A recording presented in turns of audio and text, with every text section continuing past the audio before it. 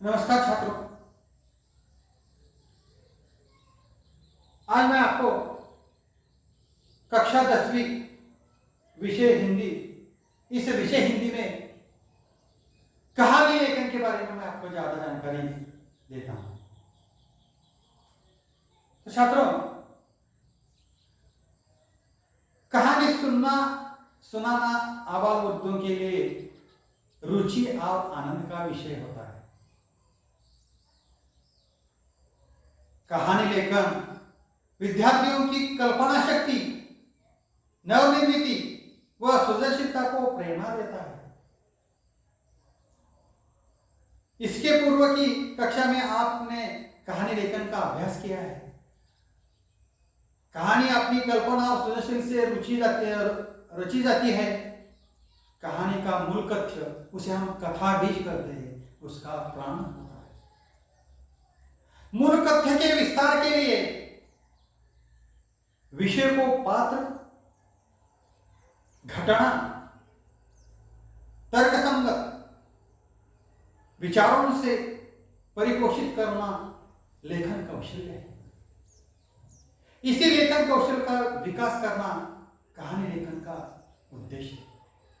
तो छात्रों, कहानी लेखन जब हम लिखते हैं तो ध्यान देने योग्य बातें कौन से है, उसके बारे में मैं आपको बताता हूं। कहानी का शीर्षक, कहानी के मुद्दों का विस्तार और कहानी से प्राप्त सीख, प्रेरणा, संदेश, यह कहानी लेखन के एक प्रकार के अंग है। कोई भी कहानी घटना घटने के बाद लिखी जाती है। अतः कहानी भूतकाल में लिखी जाए। देखो छात्र, महत्वपूर्ण बात यह है कि कहानी कैसे लिखनी चाहिए, भूतकाल में लिखनी चाहिए। कहानी के संवाद प्रसंगानुकूल वर्तमान या भविष्यकाल में हो सकते हैं। संवाद अवतरण चिन्ह में लिखना अपेक्षित है। कहानी लेखन की शब्द सीमा 100 शब्दों तक हो।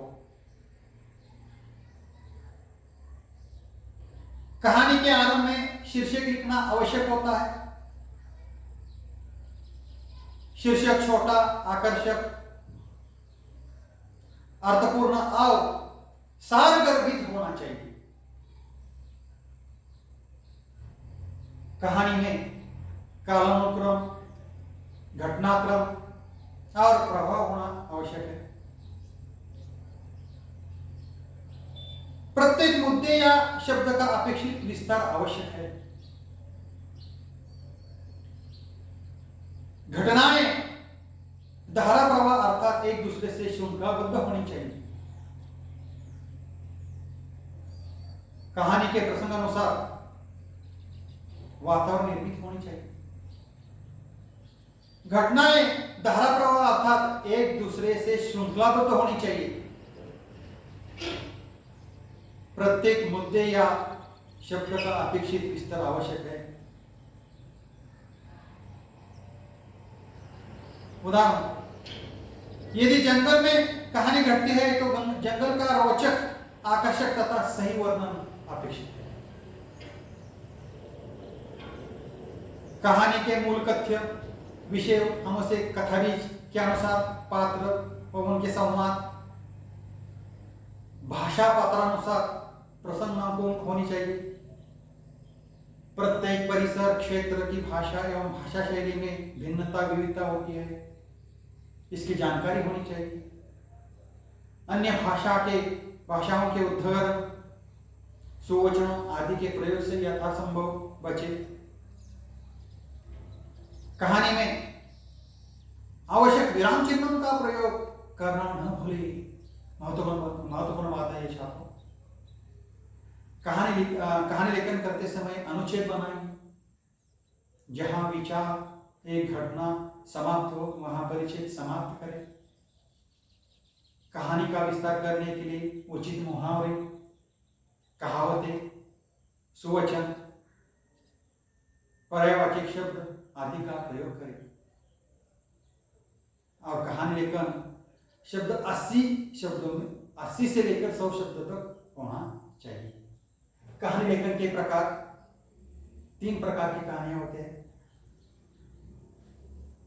असंबद्ध शब्दों के आधार पर, दूसरा प्रकार है मुद्दों के आधार पर, और तीसरा प्रकार है सुवचन कहावतों के आधार पर। कहानी लेखन के 3 प्रकार के होते हैं। और कुछ बातें मैं आपको बताता हूं छात्रों। परीक्षा में प्रश्न 5वां आ में तीसरा जो आंकड़ा है, मुद्दों के आधार पर कोई कहानी लिखनी होती है। शब्दों अथवा सुवचनों के आधार पर की कहानी लिखने के लिए कहा जाता है। सबसे पहले की कहानी की रूपरेखा को अच्छी तरह से समझ लेना चाहिए।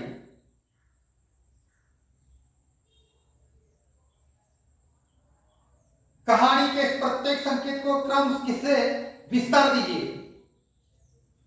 कहानी के स्थान, पात्र आदि के नाम दीजिए। घटना का संक्षेप में वर्णन कीजिए। कहानी छात्रों, फिर एक बार बताता हूं, कहानी भूतकाल में लिखनी चाहिए। पूरी कहानी को 3 या 4 परिच्छेदों में बांट कर लिखिए और विराम चिन्हों का हमेशा उचित प्रयोग कीजिए। कई बार ऐसा होता है छात्रों, यदि कृति पत्रिका में कहानी के आरंभ का कोई हिस्सा दिया गया हो तो कहानी की शुरुआत उस हिस्से के बाद से करनी चाहिए। और एक बात मैं आपको बताता हूं छात्रों, कृति पत्रिका में दी गई कहानी का उत्तर पत्रिका में फिर से नहीं लिखनी चाहिए। उसके बाद कहानी की लिखावट स्वच्छ और सुंदर होनी चाहिए। लिखने के बाद पूरी कहानी एक बार पढ़ लेनी चाहिए। कहानी का शीर्षक और सीख अवश्य लिखिए। कहानी लेखन के लिए छात्रों 5 अंक होते हैं।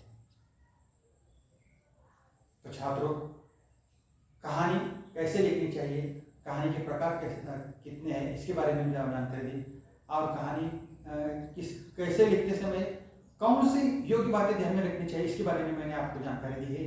और यहाँ मैं ठहरता हूँ। धन्यवाद।